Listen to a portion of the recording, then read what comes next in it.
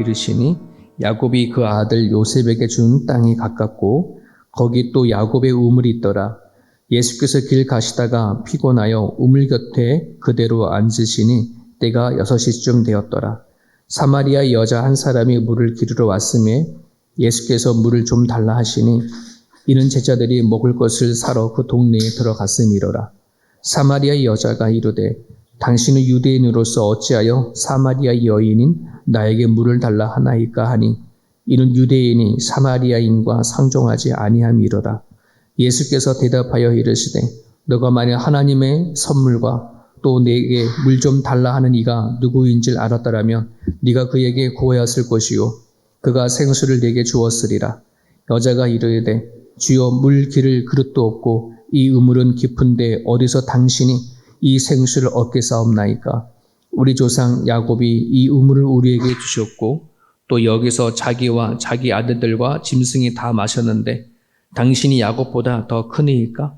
예수께서 대답하여 이르시되 이 물을 마시는 자마다 다 목마르거니와 네가 주는 물을 마시는 자는 영원히 목마르지 아니하리니 네가 주는 물은 그 속에서 영생하도록 솟아나는 샘물이 되리라. 아멘. 인간은 태어나면서 죽을 때까지 물 상태로 산다고 하지 않습니까? 사람이 살다가 임종을 맞이할 때가 되어지면 우리 몸속에 있는 모든 물이 다 빠져나갑니다. 그래서 인간이 생명이 있어 살 동안에는 좋은 물을 먹어야 합니다. 물이라고 해서 다 똑같은 물이 아니라 생기를 주는 물이 있는가 하면 먹을수록 갈증을 주는 물도 있습니다. 우리가 흔히 잘 알고 있는 바닷물이 그렇지 않습니까? 보기에는 물이지만 먹으면 먹을수록 갈증이 나는 물입니다. 음료수가 또 그렇지 않습니까? 물론 우리 입맛에 달아서 먹지만 음료수 먹고는 인생을 살아갈 수 없습니다. 이것이 다만 우리들의 육체적인 것만 아니라 살아가는 정신적인 부분들이나 영적인 부분 안에서도 우리가 하나님 앞에 우리 인간에게 채워져야 하는 그런 갈급함이 다 있습니다. 목회를 하면서 이 이민자의 삶이 이렇게 보면 이제 많은 사람들이 정착하고 참 어렵게 힘들게 고통의 시간을 지나서 나름대로 삶을 다 이렇게 안정이 되어진 것을 봅니다. 그럼에도 불구하고 여전히 우리의 마음 가운데 안에는 무언가 채워주지 못함과 갈증, 허전함, 공허함 이러한 것들을 참 많이 보게 되어집니다. 예전에 어느 한 집사님의 집에 신방하러 갔는데 제가 시드니 수많은 신방을 해봤지만 그 집만큼 잘 사는 사람이 없더라고요. 그런데 그 집사님이 얘기를 쭉 들어보니까 너무 마음이 아픈 거예요. 살아가는 데는 하나도 부족한 것이 없지만 여전히 가정 안에서 일어나는 여러 가지 마음의 문제들, 힘겨움들 해결되어지지 못해서 여전히 씨름하고 살아가는 것을 보면서 너무나 안타까웠어요. 그래서 찬양 가운데 안에서도 정말 초목이나 궁궐이나 내 주 예수 모신 것이 하나님 나라라고 하지 않습니까? 정말 궁전 같은 곳에 살면서도 마음이 너무나 아파하는 것을 보면서 야 정말 우리가 예수님을 믿으면서 채워줘야 할 부분들이 이런 부분인데 라고 하는 그런 안타까움을 많이 가졌습니다. 오늘 성경에 보면 예수님께서는 우리 인간들의 갖고 있는 갈증들, 허전함들을 채워주시는 생수의 근원 되신 분 오늘 성경에서는 얘기를 하고 있습니다. 과연 내가 주님을 만나서 채워줘야 할 그 부분이 채워지고 가고 있는가? 인생을 살아가는데 목마름 없이 살아가는가? 이 시간 말씀을 통해서 점검해 보는 시간 되었으면 좋겠습니다. 오늘 본문은 주님을 만남으로 참된 인생을 시작하는 여인의 스토리 이야기입니다. 너무나 잘 알고 있는 사마리아 여인의 이야기죠. 3절과 4절을 우리가 보게 되어지면 여자가 예수님을 만난 것보다 예수님이 친히 여자를 찾아와 주셔서 만난 것을 우리는 보게 되어집니다. 유다 사역을 거의 다 마치고 나서 예수님께서는 갈릴리라로 이제 올라가실 때에 원래 보통 때여제는 베레아를 통해 가지고서는 삥 돌아서 올라가게 되어집니다. 그러니까 다른 길로 통해서 삥 돌아서 가는데 오늘 본문에는 사마리아로 그냥 간통해서 쭉 이렇게 올라갔다고 얘기를 하고 있습니다. 사마리아는 전통적으로 유대인들이 수백 년 동안에 땅을 밟지 않고 교제하지 않았던 그런 땅입니다. 이 왜 그러냐 그러면 역사적 배경을 잠깐 얘기하게 되면 사마리아는 북이스라엘 지역을 얘기를 합니다. BC 722년에 아수르에게 멸망을 당하게 되죠. 그러니까 멸망을 당할 때 아수르 제국이 북이스라엘에게 행했던 정책이 뭐냐면 유대 이스라엘의 말살 정책을 폈는데 그거를 통해서 뭘 했냐면 그 혼혈 주변에 있는 이웃들하고 통혼시켜 가지고서는 그들이 갖고 있는 정체성, 이스라엘이 갖고 있는 전통성을 무너뜨리게 하기 위한 그런 정책을 폈습니다. 그러니까 이스라엘 백성들 갖고 있는 것은 뭐예요? 오로지 유태인들 선민 사상 되게 강하지 않습니까? 이거를 무너뜨리기 위해서 통혼 정책을 편 겁니다.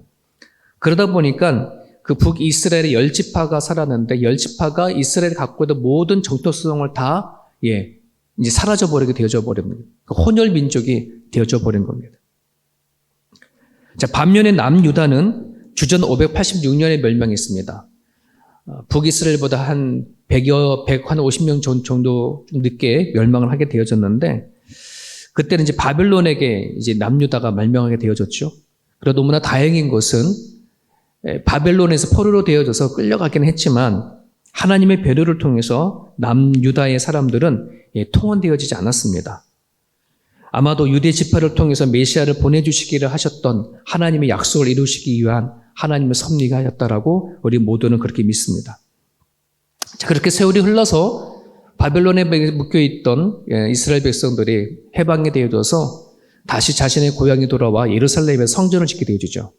그런데 우리가 잘 알다시피 예루살렘 성전을 짓려 할 때에 북쪽에 있던 사마리아인들이 같이 짓자 이제 그렇게 얘기를 한 겁니다. 하지만 남유다의 사람들은 북이스라엘에서 사마리아인들이 다 혼혈인들이기 때문에 이스라엘에 대한 정통성을 잃어버려서 너희들은 같이 성전 지을 수 없어 이렇게 거절을 하게 되어지죠. 그것 때문에 사마리아인들이 끊임없이 이제 방해를 하고 하다가 성전이 멈추기도 하고 했지만 끝내는 예루살렘에 성전을 지어줬고 방해하던 사마리아인들은 그래 치사하다 뭐 이렇게 되어져서 그리심산에다가 성전을 따로 짓죠. 그래? 너는 우리라고 성전을 못 짓냐? 너네가 유다에다가 예루살렘에다 성전을 짓는다고 한다면 우린 그리심산에다 짓겠다. 이렇게 얘기를 하게 되어지죠. 그때부터 남유다와 사마리아인들에게는 적과 적의 관계가 되어져서 수백 년 동안의 그런 관계로 흘러왔습니다. 자, 예수님이 그 수백 년의 장벽을 깨트리시고 자기 제자들과 함께 사마리아 땅을 밟은 겁니다. 이거는 대혁명적인 방문이었습니다. 마치 미국의 대통령이 북한을 방문하는 것 같은 그런 획기적인 방문이라고 생각을 합니다. 자, 그런데 왜 그러면 예수님께서 사마리아를 갔을까? 그냥 피곤하니까 가로질러 가고 싶어서 그랬었던 건가라고 하는 부분들이 아니라 한 여인을 만나기 위해서 일부러 의도적으로 그 사마리아를 가게 되어집니다. 수가성의 동네에 우물가에 도착한 예수님은 거기에 나온 여자 한 사람과 만나서 얘기를 나누죠. 그 시간이 유대인 시간으로 6시면 오늘 현대 시간은 12시에 해당하는 시간입니다. 낮 12시. 중동 사람들이 낮에 해가 뜨거워가지고 거의 물길로 나오지 아니하는 그런 곳입니다. 자, 그 우물에서 한 여인을 이제 만나게 되어집니다. 여인들에게 우물은 요즘에 말하면 카톡방이다라고 얘기합니다.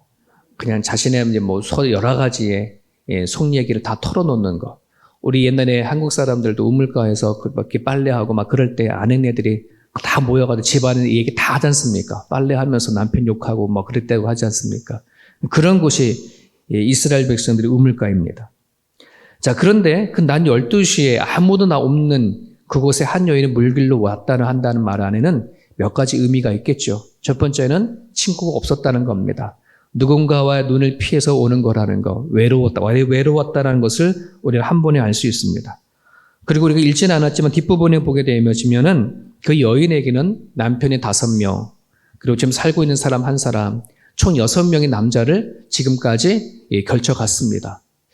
이 얘기는 많은 사람들의 이 수가성 여인을 어떤 창녀였을 거다라고 그렇게 생각을 하지만은 시대적으로는 창녀가 아니라 남편들에게 버림을 받은 것입니다. 여러분, 이스라엘 백성들이 그 결혼을 할 때에 남자가 신랑이 신부에게 결혼할 때에 주는 지창금이라는 것이 있습니다. 그 지창금이라고 한다는 것은 요즘 말로 하면 위자료를 먼저 주는 겁니다. 언제 남편에 의해서 이혼을 당하게 되어지면 그 나머지 살아갈 때가 힘들잖아요. 그러니까 미리 위자료를 주고 신부를 데려가요. 그럼 얼마든지 신랑은 자기한테 마음에 들지 않으면 얼마든지 뭐 할 수 있어요? 내쫓아버릴 수 있는 권한이 남편들에게 있습니다. 그만큼 그 당시에 여자들이 갖고 있는 인권이라는 것은 되게 완전 바닥이었었습니다. 사람을 인원수를 셀 때에도 여자는 속하지 않았을 만큼 그만큼 여자들의 인권이 바닥이었기 때문에 이 여인이 남편의 다섯이었다. 지금 살고 있는 남편이 있지만 6명이 모든 뭐냐면 다 버림을 받은 여인을 얘기할 수 있습니다. 그러니 그 마음이 되게 상처가 깊은 거죠. 거절당한 아픔을 그만큼 겪었다는 뜻입니다.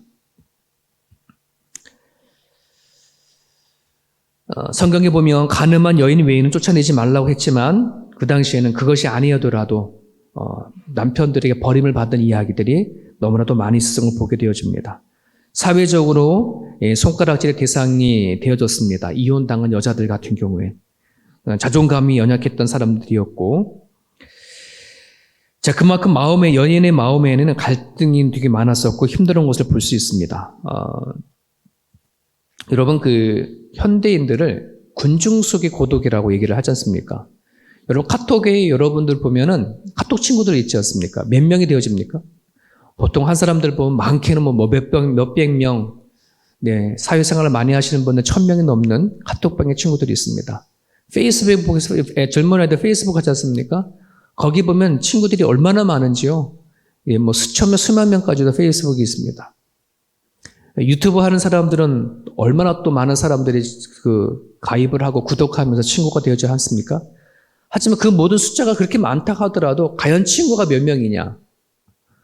그런 걸 얘기했었을 때에는 오늘날 이 시대에는 군중 속의 고독이라고 진짜 자신이 아프고 힘들 때 만져주는 사람과 위로해주는 사람이 있는 것이 아니라 그러면 그럴수록 친구의 숫자는 늘어나지만 진정한 친구가 없게 되어지면은 갈증과 그다음에 채워주지 못하는 허전함들이 우리 인간 마음속 안에는 다 존재를 한다는 것입니다.